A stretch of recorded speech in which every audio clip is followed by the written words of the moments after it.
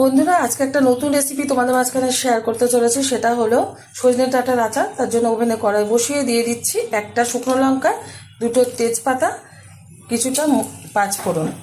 একটু ভালোভাবে আমি উপকরণগুলো ভেজে শিলনোড়ায় আধ ভাঙা করে নেব। সজনে ডাঁটার আচারটা বানানোর জন্য ওভেনে কড়াই বসিয়ে অন্য একটা কড়াই আমি বসিয়েছি। আগে কিন্তু মশলাটা অন্য একটা কড়াইতে ভেজেছিলাম। সেই কড়াই বসানোর পর দিয়ে দিচ্ছি পরিমাণ মতো জল। জলটা ফোটা শুরু হয়ে গেছে। এখন দিয়ে দেবো জলের মধ্যে আমি 1 বাটি চিনি। আপনারা এটা আখের গুড় দিয়ে করে নিতে পারেন, আজকে চিনি দিয়ে করে দেখাচ্ছি। প্রত্যেকেই কিন্তু গুড় দিয়েই আচার করে থাকে, আর আমি আজকে চিনি দিয়ে করে দেখাচ্ছি। অনেকেই কম বেশি করেই থাকে চিনি দিয়ে বা গুড় দিয়ে। চিনিটা ভালোভাবে গলে যাওয়ার অপেক্ষা।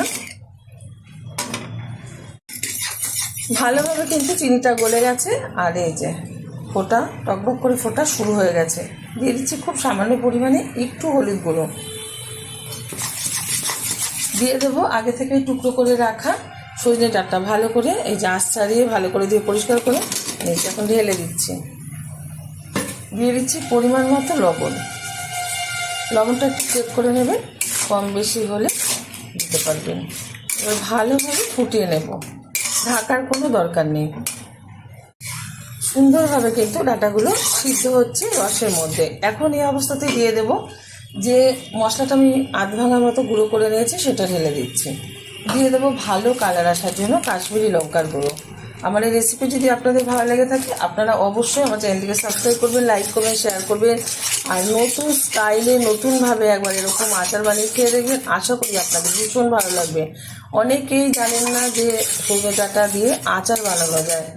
আমার চ্যানেলে আমি দিয়ে দিলাম, আপনারা অবশ্যই কিন্তু ট্রাই করবেন। ভালোভাবে ফুটিয়ে নিচ্ছি। সজনে ডাঁটার আচারটা কিন্তু হয়ে গেছে। কতটা সুন্দর নরম হয়েছে এই যে ডাঁটাগুলো আমি দেখিয়ে দিচ্ছি। এই যে ধরলেই কিন্তু এই যে দানা বেরিয়ে আসছে।